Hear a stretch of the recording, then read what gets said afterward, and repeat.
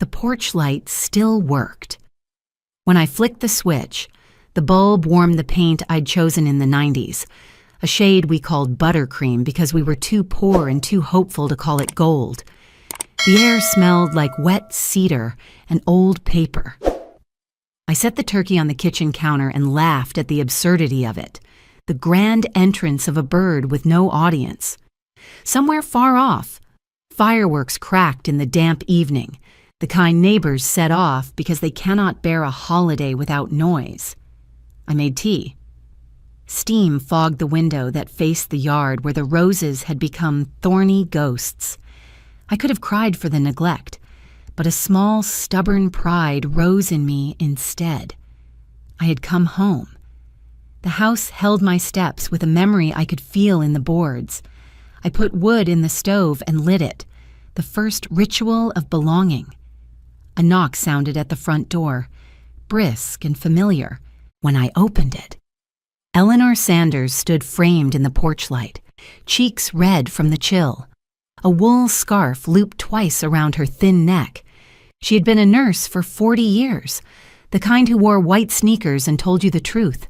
She held a basket covered with a linen towel. "You back for good, Maggie?" she asked, slipping into the nickname she used when I still graded essays. "I'm back for now," I said, and she smiled like a person who understands how gently you must handle a new decision. She set the basket on the table and unveiled cinnamon rolls swirled like seashells. "There's a bake-off at the senior center next month," she said, pouring herself tea without asking.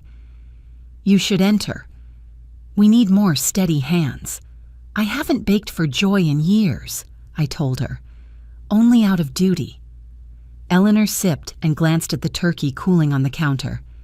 "Then learn back the joy. Duty never tasted as good." The stove snapped, throwing a lick of flame. We ate the first roll with our fingers, sugar sticking. And she told me about the center's new coordinator, a widower named Calvin Reed, who could fix a cracked pie crust and a clogged sink in the same afternoon. I listened and felt a small thaw where the insult had frozen. Later, alone again, I wrapped the turkey and slid it into the fridge. My phone buzzed with a text from Mark, a short, timid line asking if I was all right. I typed and deleted 3 answers before settling on the truth. "I'm safe," I wrote. I did not add where. When I turned off the lights, the house held the dark like an embrace, and I let myself be held. The senior center smelled like lemon cleaner and coffee, a scent I have always trusted. I arrived with a recipe card stained the color of autumn, harvest memory apple pie, a crust I'd taught to a classroom of restless teenagers the week after my husband died. It felt like bringing a relic into a room full of living people. Calvin was taller than I expected, with kind eyes and hands nicked by knives and time. He wore an apron that said, "Measure once, taste twice," and his laugh started low, like a motor catching. "You must be Margaret," he said, offering a handshake that was neither timid nor presumptuous. "Eleanor says you can rescue a split custard and a lost cause." "I can rescue essays," I said. "Custards depend on the weather." "So do people," he replied, and I decided to like him. He showed me the ovens and the battered mixers. The bins of flour that breathed when you plunged a scoop in don't need when you're furious, he said as we worked side by side.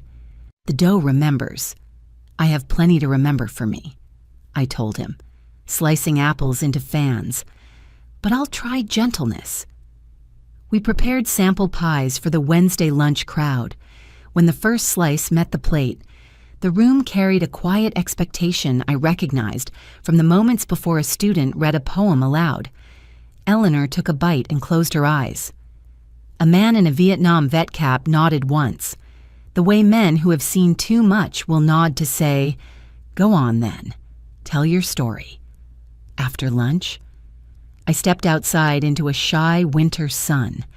A voicemail pinged. Lydia's voice filled my ear, crisp as a snapped cracker. Mark says you ran off. If you're trying to make a point, congratulations. You've embarrassed the family on Thanksgiving. Next time, just say you can't handle it."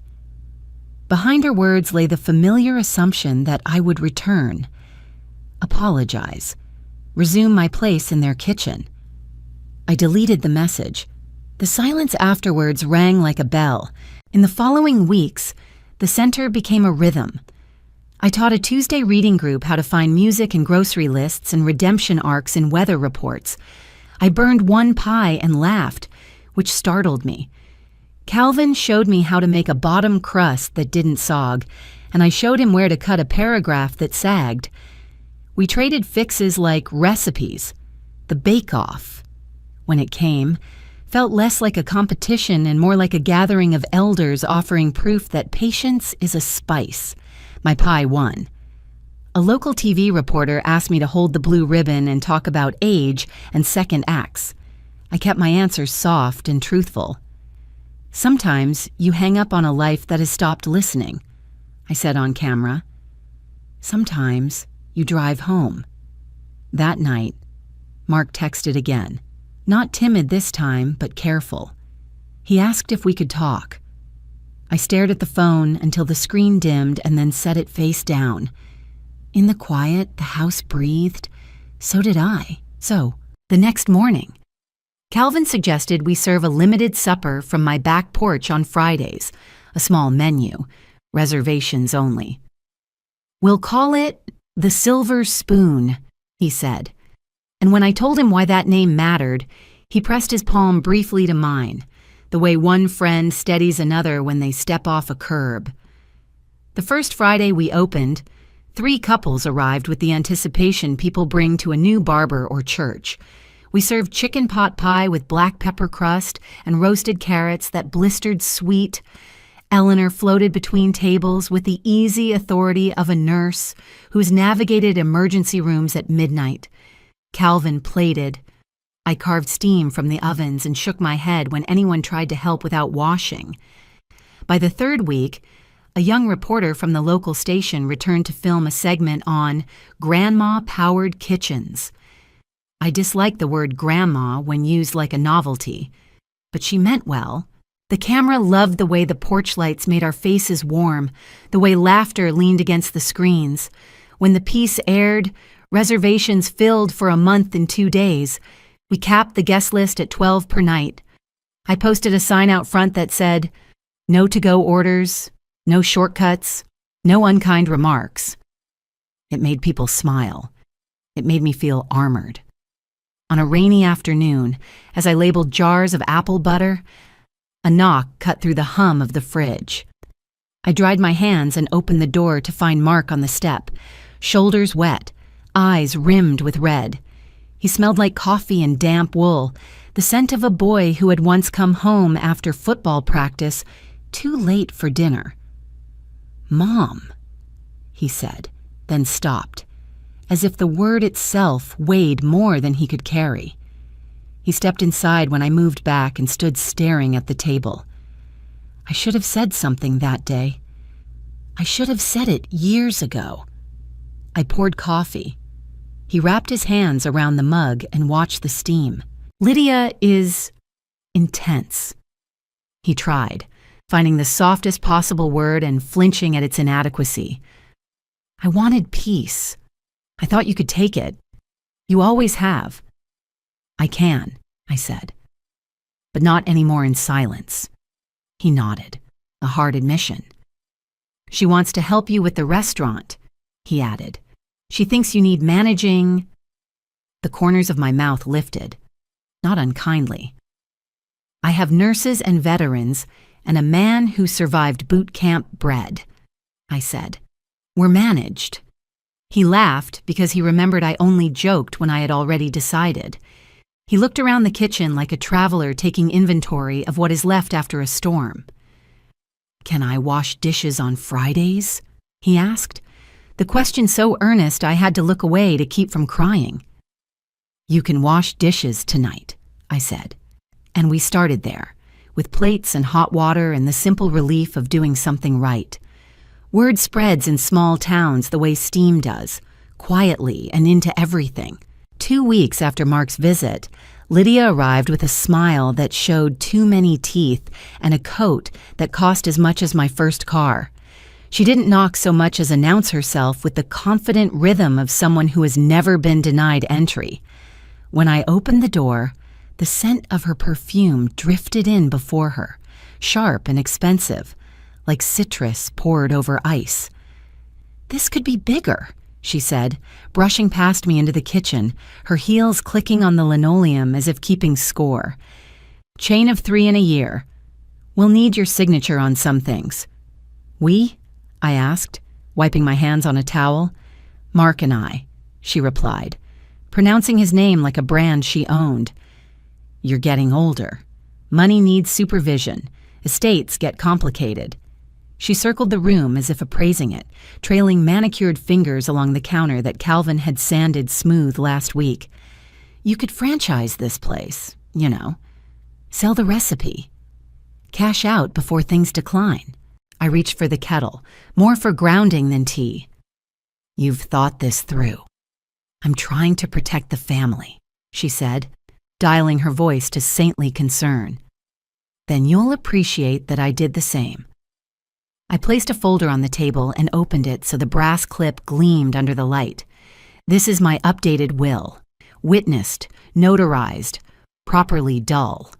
Her eyes flicked over the first page, lips tightening as she read, 60% of profits to the Oak Ridge Senior Center, 30 to a scholarship fund in Ethan's name, 10 kept for my care.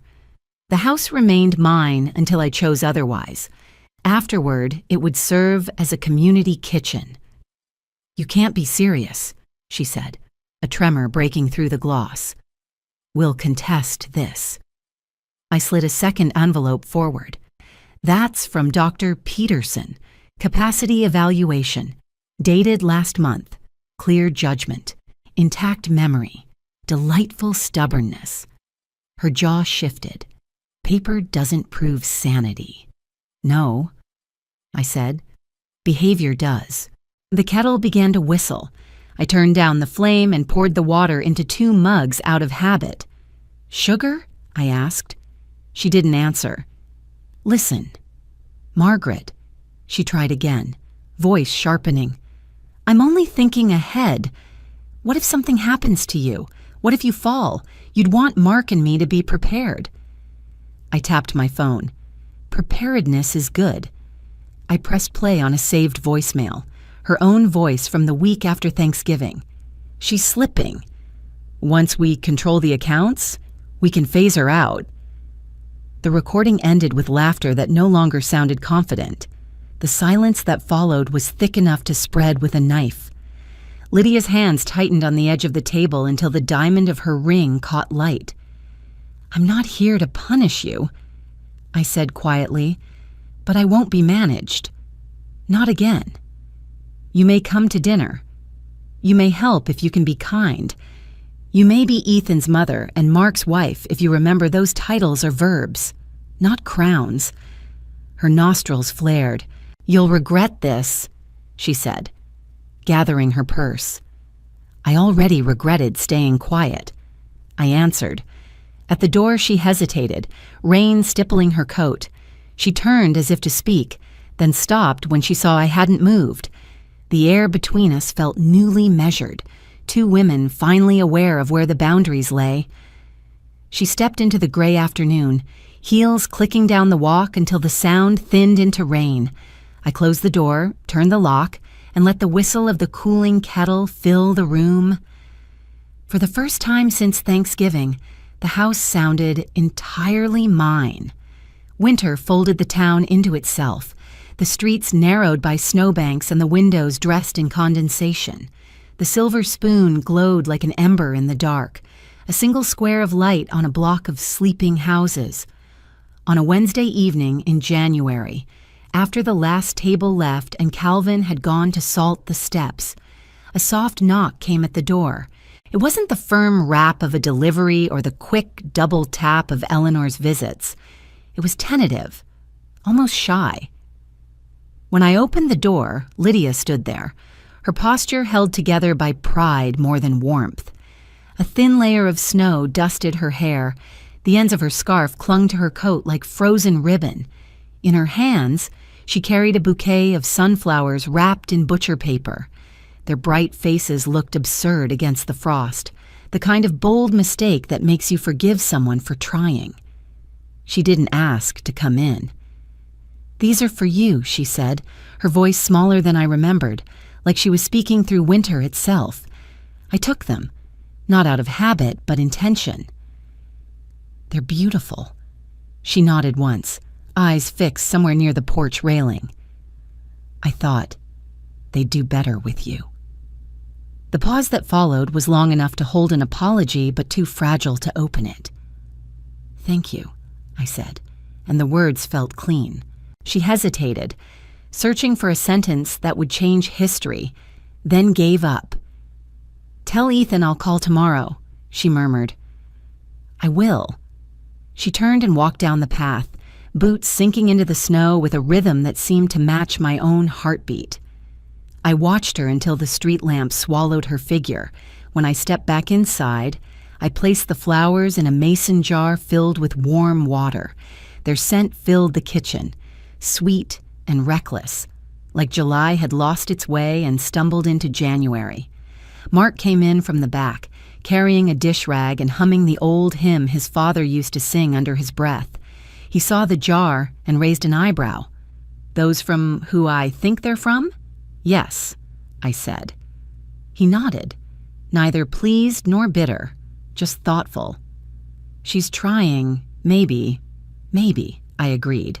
We cleaned in silence, the kind that carried forgiveness without requiring ceremony. Steam rose from the sink, catching the light, turning the air soft around us. When he finished, Mark dried his hands and kissed my cheek before heading out. It was the first time in years he'd done that without prompting. Later that night, the phone rang again. Ethan, his voice bright and proud. "Grandma, I made the choir. They picked me to sing the solo for spring concert." I laughed, tears surprising me. Then I'd better start practicing how to sit still through applause. "Promise you'll come?" he asked. "I promise," I said, and meant it with the weight of everything that had happened. After we hung up, I leaned my forehead against the cold window pane. Outside, snow kept falling in fine, unhurried lines, erasing old footprints. On the counter, the sunflowers had begun to tilt toward the stove's light. I reached out, straightened one stem, and whispered to the quiet room, "All right, let's begin again." Spring arrived shyly that year, as if asking permission to begin again. The air in Oak Ridge smelled of lilacs and wet soil. Each morning I stepped onto the porch, dew shining on the railing, and thought how strange it felt to wake without dread. The Silver Spoon, our little weekend bistro, had survived its first winter. What began as 3 tables and a borrowed oven had turned into a small, beloved ritual. On Friday evenings, Calvin and I moved around the kitchen like a practiced waltz. He stirring soup, me rolling crust. Eleanor handled the guests with the calm of a nurse checking pulses. "You realize we've become the town's heart," Calvin said once, and I laughed. But a part of me believed him. People didn't come for luxury, they came for warmth that lasted longer than the meal. In May, a letter arrived from the county council inviting us to the spring fair. We rented a small canopy, painted the Silver Spoon on a banner, and served pie and stew until our arms ached. Children licked their spoons clean. An old couple told me our apple pie tasted like their wedding cake 50 years ago. I wrote their names in a small notebook titled "Memories Served Warm." A young reporter filmed us for a local segment about second acts. I told her we weren't chasing success, only belonging. The piece aired that weekend. A porch, a stove, a second act, and overnight our phone rang nonstop. It wasn't fame, it was recognition, the gentle kind that says, "We see you now." By summer, We opened the porch for free Saturday classes. Teenagers from the local high school learned to chop vegetables, knead dough, and clean as if someone important might walk in at any minute. Calvin showed them how onions talk when they're ready. Eleanor taught kitchen safety with humor sharp as vinegar. I taught patience, the secret ingredient most recipes forget. Watching them, I realized hope often sounds like laughter over boiling water. In August, our students hosted a charity dinner. They planned the menu, served every plate, and stood straighter with each compliment. When applause filled the room, Calvin leaned over and whispered, "That's what love looks like when it grows up." I believed him. Autumn returned gold and certain. The county named the Silver Spoon Community Gem of the Year. The plaque hung slightly crooked because none of us owned a level, but I left it that way. Letters arrived, thank yous from people who said our porch reminded them what kindness tasted like. I kept them in a shoebox beside my husband's engraved spoon and the blue ribbon from the bake-off. I don't open it often. Knowing it's there is enough. On Thanksgiving, the porch glowed again. Friends and family crowded close. Ethan's voice rose from the kitchen. "Grandma, can I carve the turkey this year?" I guided his hands, the blade sliding clean through golden skin. Laughter rippled around us, soft and steady. Outside, the first snow began to fall, light, forgiving, and new. Like a blessing whispered over everything we'd learned to keep. When the last guest left and the porch lights dimmed, I stayed in the kitchen, listening to the house breathe. The air still smelled of roasted herbs and sugar, candle wax cooled in shallow pools, tiny halos fading into smoke. Outside, snow covered the yard, soft and sure, wiping away the day's footprints as if the world were starting fresh. I leaned against the counter and let the quiet settle. Peace isn't loud, it arrives slowly, like a kettle reaching a gentle boil. A year ago, I sat in traffic with rain blurring my view. Lydia's voice sharp in my ear. I had turned the car around and, without knowing it, turned my life around too. For years I'd lived as someone's helper, someone's silence. Now I was simply Margaret Doyle, and that was finally enough. Getting older hasn't made me weaker, it's made me deliberate. I've learned the power of a pause, the grace in saying no, the difference between kindness and surrender. Forgiveness, I've found, isn't approval, it's release. I forgive so I can travel light. The hurt remains, but it no longer runs the kitchen. When you live to be loved, you become smaller with every compromise. When you live to love what's true in you, you grow into your own measure. I've come to love small things, sunflowers leaning toward the window, the hiss of onions hitting butter, Ethan's laugh echoing down the hall. These are my prayers, simple and daily. My boundaries are doors, not walls. Those who knock with care may enter. Those who pound will wait outside. I owe no one the comfort of my silence anymore. Before bed, I opened the drawer and lifted the velvet pouch. Inside lay the silver spoon my husband engraved years ago. For Maggie, who stirs hearts. I traced the letters and smiled. I'm still stirring. I thought, just in a different kitchen. I slipped the spoon back into its pouch, turned off the light, and glanced once more at the empty porch. Tomorrow it would fill again, with laughter, with stories, with people learning to be kind. Outside, the snow kept falling, steady, forgiving, the good kind that feeds roots. I exhaled into the quiet and let it hold me. Tonight, the silence was mine. And at last, so was the peace. Thank you for watching. If you enjoy these family drama and revenge stories, please subscribe and join me for more every day.